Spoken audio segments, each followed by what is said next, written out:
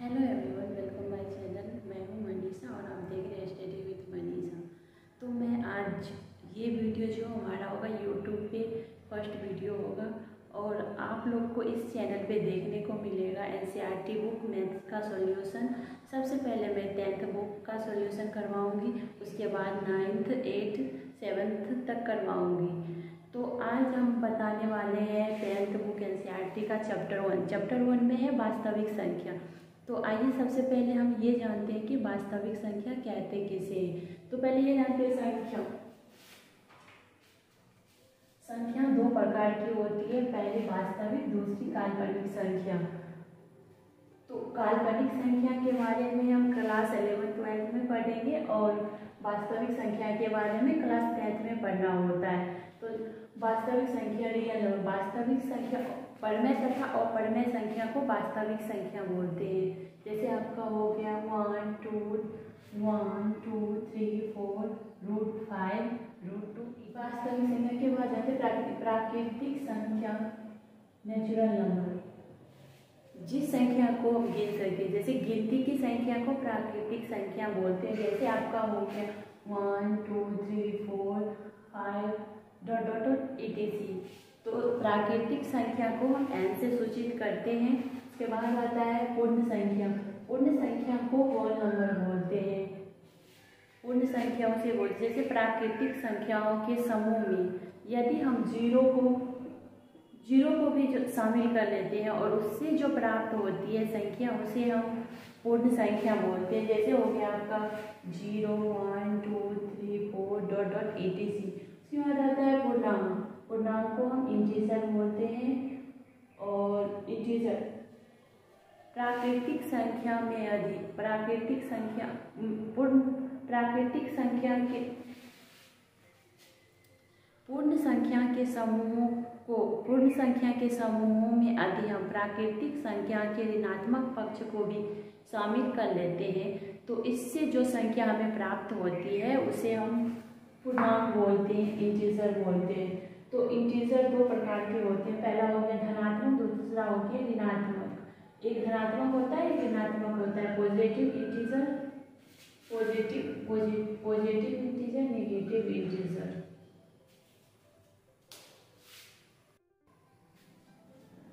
धनात्मक पूर्णांक, 0 से बड़ी संख्या को धनात्मक पूर्णांक कहते हैं, पॉजिटिव इंटीजर, और 0 से छोटी संख्या को ऋणात्मक इंटीजर बोलते हैं। जैसे आपका हो गया धनात्मक पूर्णांक में हो गया 1 2 3 4 etc। और ऋणात्मक नेगेटिव इंटीजर में आपका हो गया -1 -2 -3। यानी कि 0 से जितनी भी संख्या छोटी होगी उसे ऋणात्मक इंटीजर बोलते हैं, ऋणात्मक पूर्णांक बोलते हैं। और जो 0 है न धनात्मक इंटीजर है न ऋणात्मक इंटीजर है।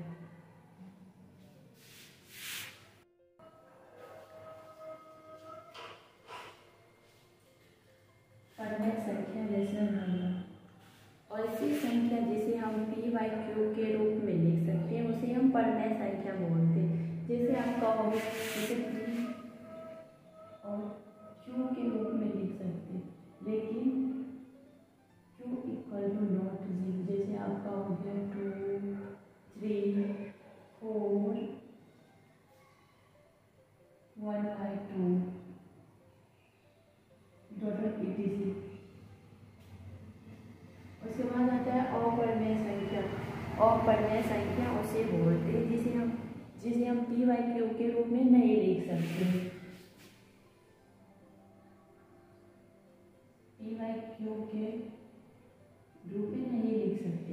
जैसे आपका हो गया √2 √3 √4 etc।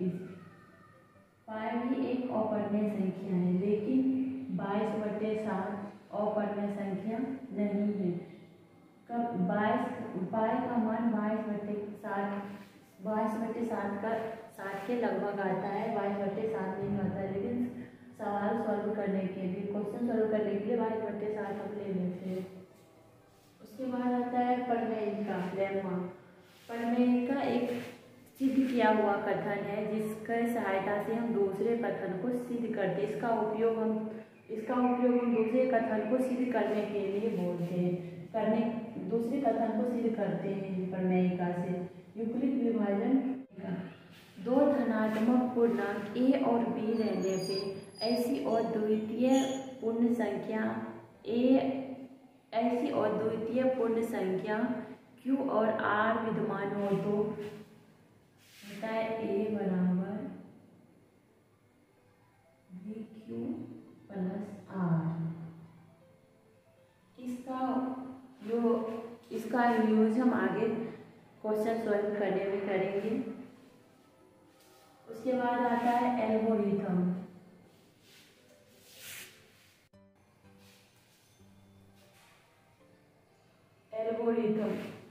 एल्गोरिथम सुपरिभाषित चरणों की एक श्रृंखला है जिसका उपयोग हम किसी समस्या को सॉल्व करने के लिए करते हैं। उसके बाद आता है यूक्लिड विभाजन प्रमेयिका। यूक्लिड विभाजन प्रमेयिका का प्रयोग दो धनात्मक पूर्णांक का एचसीएफ निकालने के लिए इसका प्रयोग किया जाता है। इसका यूज एचसीएफ निकालने के लिए किया जाता है।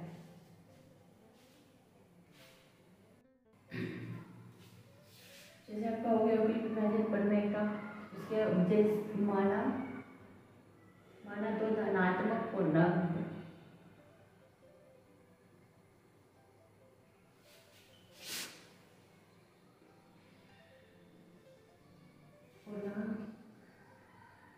ए और बी है, तो इसको हम ऐसे करेंगे। ए हो गया आपका ये बी हो गया,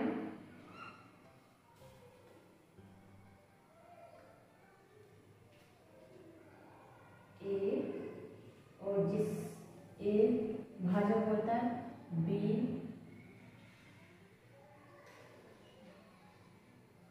और यहाँ पे हो गया क्यू और जो शेष निकलता है उसे आर, तो बनता है ए बराबर बी क्यू प्लस आर। माना धनात्मक पूर्णांक ए और बी है, ए ग्रेटर देन बी, तो और उसके बाद ए से भाग देती है बी में और जो भाग का निकलता है उसे क्यू बोलती है और जो शेष बच जाता है उसे आर से सूचित करते हैं। जैसे हो गया आपका ए बराबर बी क्यू प्लस आर। तो इसका उपयोग हम आगे के चैप्टर में करेंगे। ठीक है, चैप्टर 1.1 अब बनाना स्टार्ट करते हैं। पहले मैं आपको ये बता दूं, किसी भी दो धनात्मक पूर्णांक का अधिकतम संख्या होता है, किसी भी दो पूर्णांक का अधिकतम संख्या उसका एचसीएफ होता है और न्यूनतम उसका एलसीएम होता है। तो आज हम स्टार्ट करते हैं एक्सरसाइज 1.1 यानी चैप्टर 1 का 1.1। सबसे पहले प्रश्न है यूक्लिड विभाजन एल्गोरिथम का प्रयोग करके इसका एचसीएफ निकालते हैं। तो हम सबसे पहले फर्स्ट क्वेश्चन देखेंगे 135 और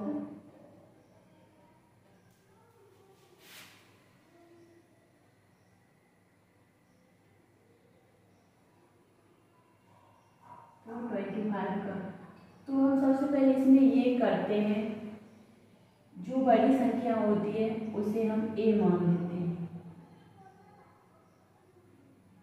ए बराबर 25 और बी मान लेते हैं जो छोटी संख्या होती है 135 यानी 135। तो इसमें ये प्रश्न में दिया गया है कि यूक्लिड विभाजन एल्गोरिथम का प्रयोग करके इसका एचसीएफ निकालना है। तो एचसीएफ निकालने के लिए इसका फॉर्मूला होता है जो हमने पहले आपको बता चुके हैं, ए बराबर B Q plus R. R जो है ना कभी भी 0 से छोटा नहीं होगा, या तो इसके बराबर होगा या बड़ा होगा। और b कभी भी r से छोटा नहीं होगा। r equal to and greater than 0 और b ग्रेटर देन r। तो इसका हम उपयोग करेंगे। यहाँ पे a हो गया 225 और b हो गया 135। इसके बाद हम यहाँ साइड में करके देखते हैं, इसको करेंगे अलग से। यहाँ पे एक लाइन ड्रॉ की हमने, इसके बाद यहाँ पे बनाएंगे 135 से 225 में भाग देंगे। तो ये एक में एक मर्ते लगेगा तो हो जाएगा 135।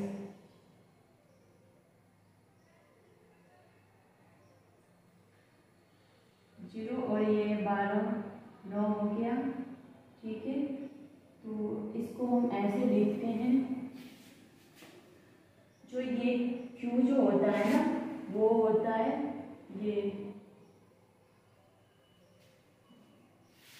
भागफल। Q भागफल इतना जो मुझे कितने बार में, ये फर्स्ट बार में कितने बार में कटा है? एक बार में। एक बार में लगाना।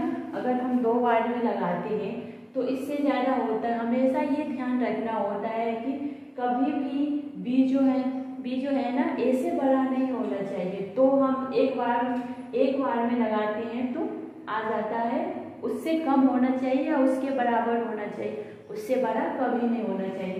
तो 135 हो गया, इसे घटाए तो 90 हो गया। तो हम यहाँ पे लिखते हैं b। यहाँ जो Q होता है ना, बहुत बच्चे को ये समझ में नहीं आता है कि Q कहाँ से आ जाता है। तो वो Q जो भागफल होता है ना, वो हो जाता है। इसको लिखेंगे 1 प्लस R जो होता है हमारा, जो शेषफल बचा है वो होता है 90। और उसके बाद जो अगला स्टेप है, नेक्स्ट स्टेप उसको हम ना ऐसे करते हैं। जो हमारा ये जो फर्स्ट स्टेप में b होता है ना, वो a बन जाता है, मतलब a हो जाता है। तो 135 इक्वल टू, और जो r होता है वो b बन जाता है, b इंटू, फिर से हम भाग लेके देखेंगे 90 में 135 से। तो ऐसे करते हैं 135। तो अगर हम 2 बार लगाते हैं तो ज़्यादा हो जाएगा, 180 हो जाएगा। 180 135 से कहीं ज़्यादा है। इससे बराबर लेंगे या इसके बराबर लेंगे या इससे छोटा होना चाहिए। तो एक मर्द में लगाते हैं तो हो गया 90 और 45 बच गया इसका शेष। तो वही पर हम कितने बार में लगाए इसको? एक बार में। और प्लस में मुझे कितना आया? सॉरी 45 हो गई, 45। अब फिर हमने पहले बता रखे हैं जो यहाँ पे नेक्स्ट स्टेप में अगले चरण जो होता है इसका अगले स्टेप, तो उसमें क्या होता है? जो ये b होता है ना, वो a बन जाता है, और जो r होता है ना, r वो b बनता है। तो इसको हम ऐसे लिखेंगे 90 इक्वल टू 45 और ये 45, इसमें 90 दूनी 45, 2 बार में करेंगे, ये कट जाएगा। तो ये हो जाएगा प्लस में। ये हम प्रक्रिया तब तक करेंगे जब तक कि मुझे r 0 ना प्राप्त हो जाए, तब तक ये रिपीट होते रहेगा।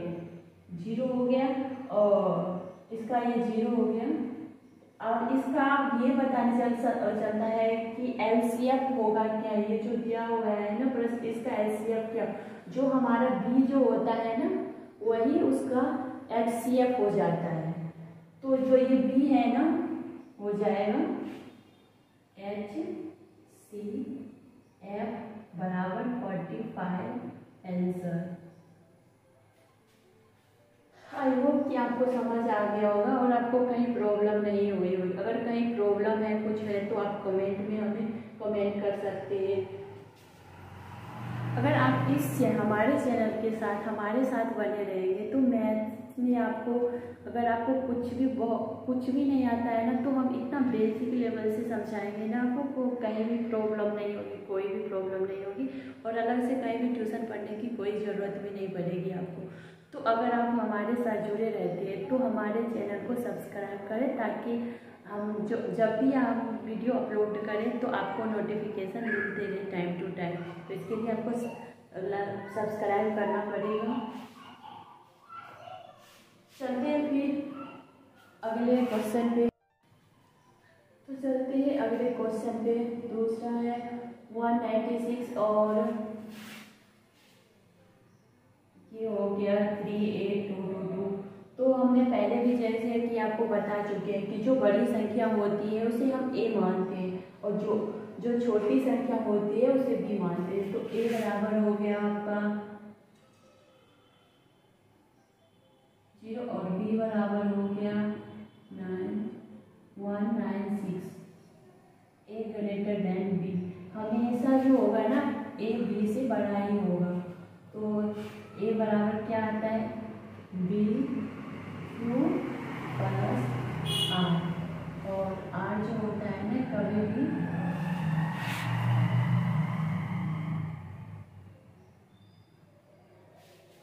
ये कितना, ये दो तीन नंबर के क्वेश्चन में आता है। तो आपको अगर फुल में फुल मार्क्स चाहिए तो आपको ये सब लिखना पड़ेगा। जैसे हमने लिखे ए बराबर बी क्यू प्लस आर और R greater than and equal to 0 और बी जो ग्रेटर देन आर, ये लिखना होगा आपको हमेशा। जब भी क्वेश्चन आता है एग्जाम में तो हमेशा ये आपको लिखना पड़ेगा, तो फुल में फुल मार्क्स आपको आएगा। चलते फिर इसके ए यहाँ पे जो हो जाएगा ये होगा, और ये भी तो पता है, और 38220196196।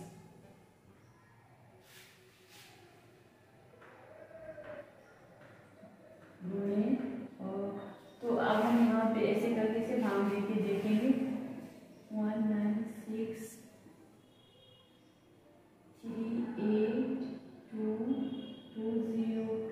तो अब ये आप ये भाग देके आप खुद देख लेंगे। ये 195 में ये पूरा कट जाता है, ये पूरा इसका शेषफल यहाँ से 0 आ जाता है। तो हम इसको ऐसे लिखेंगे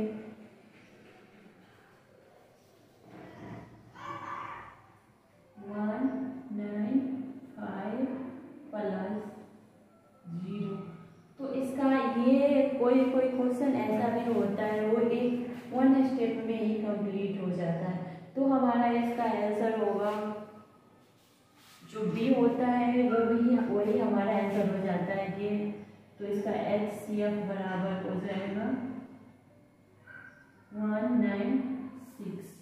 और उसके बाद आता है सेकेंड नंबर का क्वेश्चन, थर्ड नंबर का क्वेश्चन 11867 और 225। इसे ए मानते हैं और इसे बी। तो यहाँ पे होगा ए बराबर B Q plus R 0 greater and equal than R B greater than R जो हमेशा होगा 0 के बराबर या बड़ा होगा और बी हमेशा आर से बड़ा होगा। तो इसे हम यहाँ पे भाग देके देखते हैं 225 से 876 से भाग देंगे कितने बार में लगता है।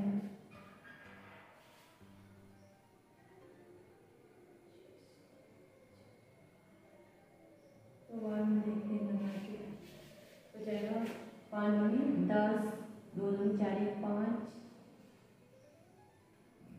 4।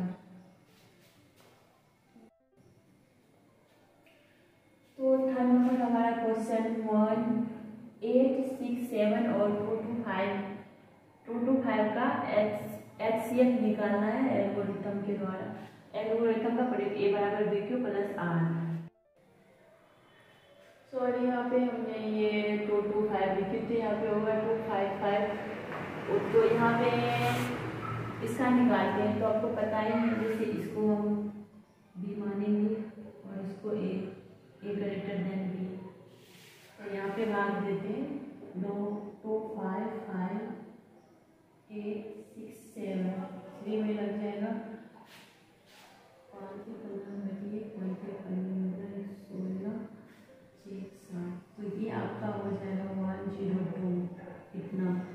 जो ये क्यू बन जाता है, और ये आर, और ये हो गया आपका बी, और ये ए।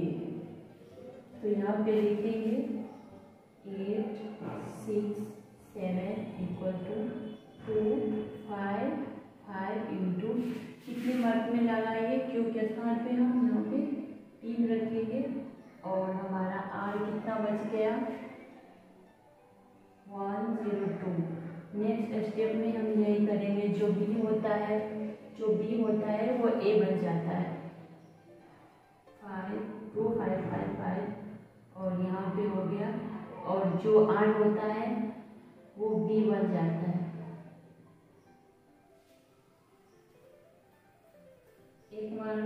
एक बार में ही लगाएंगे, देख लें, 2 बार में लगाएंगे तो कितना हो जाएगा। इसको हम 102 में 2 5 5 से लगाएंगे 5 5, तो 2 मरते लगेगा, हो जाएगा 4 0 और 2, यहाँ पे आ जाएगा 51, तो ये हो जाएगा प्लस 51। और उसके बाद आएगा ये जो बी है वो ए बन जाता है। नेक्स्ट अगले स्टेप में जो होता है वो ए बन जाता है, इक्वल टू 51 1 2, 2 बार में अगर लगाएंगे 51 से तो हो जाएगा प्लस 0, यानी कि आर यहाँ पे 0 प्राप्त हो गया हमें। तो एचसीएफ क्या होगा, जो बी होता है वही हमारा एचसीएफ हो जाता है। तो बी कितना है 51। यही है यूक्लिड विभाजन पढ़ने का। Thank you for watching. और इससे अगले जो क्वेश्चन है 2 3 वो नेक्स्ट वीडियो में करेंगे, तो जुड़े रहिए हमारे साथ जुड़े रहने के लिए आपको मेरे चैनल को सब्सक्राइब करना पड़ेगा। Thank you for watching.